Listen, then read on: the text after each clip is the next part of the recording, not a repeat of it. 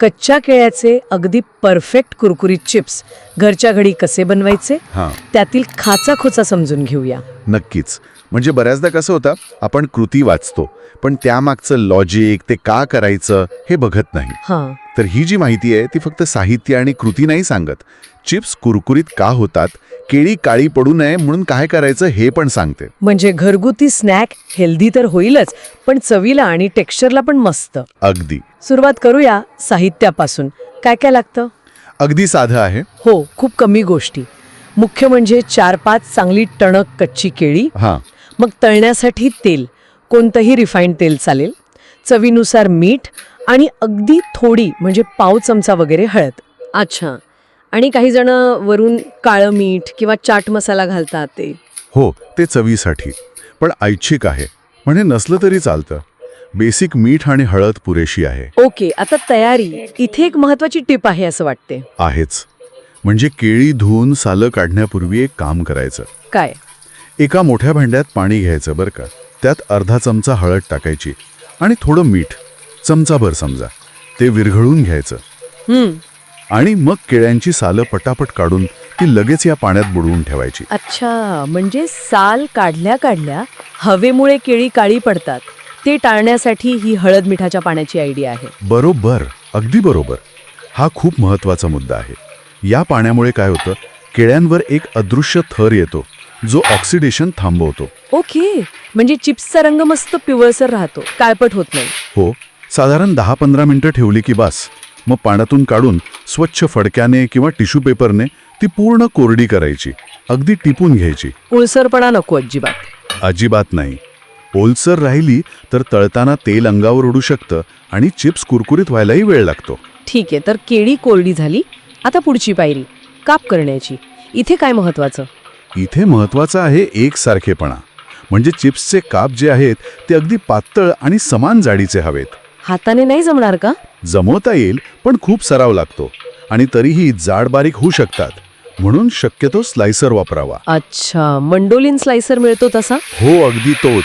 त्याने कसं एकदम मस्त कागदासारखे पातळ आणि एकसारखे काप येतात. आणि एकसारखे काप असले की तळताना सोपं जातं. हो ना, सगळे काप एकाच वेळी एकाच तापमानाला व्यवस्थित तळले जातात. म्हणजे काही कच्चे, काही करपलेले असं होत नाही. सगळे सारखे कुरकुरीत होतात. परफेक्ट. आता सगळ्यात महत्वाचा भाग, तळणं. इथेच खरी कसोटी लागते. अगदी. तेल आणि तापमान हे 2 शब्द महत्वाचे. तेल मध्यम गरम हवा. मध्यम म्हणजे कसं ओळखायचं? एक केळ्याचा काप तेलात टाकून बघायचा. तो लगेच वर न येता हळूहळू बुडबुडे सोडत वर यायला हवा. एकदम कढईत टाकल्या टाकल्या लाल झाला तर तेल जास्त गरम आहे. अच्छा, आणि खूप कमी गरम असेल तर? चिप्स तेल जास्त पितात आणि नरम होतात, कुरकुरीत नाही होत.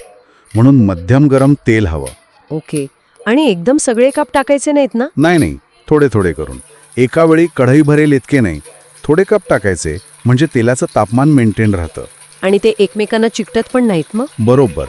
आणि सगळ्यात महत्वाचं, गॅसची आच ती मध्यम ठेवायची. मंद नाही? नाही, मंद ठेवली तर तेल जास्त पितील आणि मोठी ठेवली तर वरून करपतील आणि आतून कच्चे राहतील. मध्यम आचेवर काय होतं, केळ्यातलं पाणी हळूहळू निघून जातं आणि ते खरपूस तळले जातात. म्हणजे थोडा वेळ लागतो पण रिझल्ट चांगला मिळतो. अगदी. सोनेरी रंग येईपर्यंत आणि तेलातले बुडबुडे कमी होईपर्यंत तळायचे. ओके, मग तळलेले चिप्स काढायचे कुठे? जास्तीचं तेल निघून जाण्यासाठी टिश्यू पेपरवर किंवा पेपर नॅपकिनवर पसरून ठेवायचे. आणि मग शेवटची चव देण्याची पायरी? हो, चिप्स गरम आहेत तोपर्यंतच. म्हणजे तेल निथळलं की लगेच एका मोठ्या भांड्यात काढून त्यावर चवीनुसार मीठ भुरभुरवायचं. गरम असतानाच का? हो, कारण तेव्हा ते थोडे ओलसर असतात तेलामुळे आणि मीठ त्याला व्यवस्थित चिकटतं.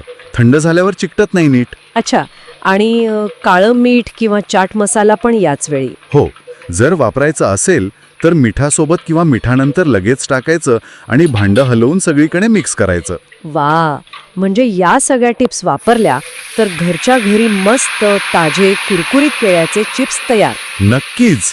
बाजारात मिळतात तसले, किंबहुना त्याहून चांगले, कारण ताजे असतात आणि आपण स्वतः बनवलेले असतात. बरोबर.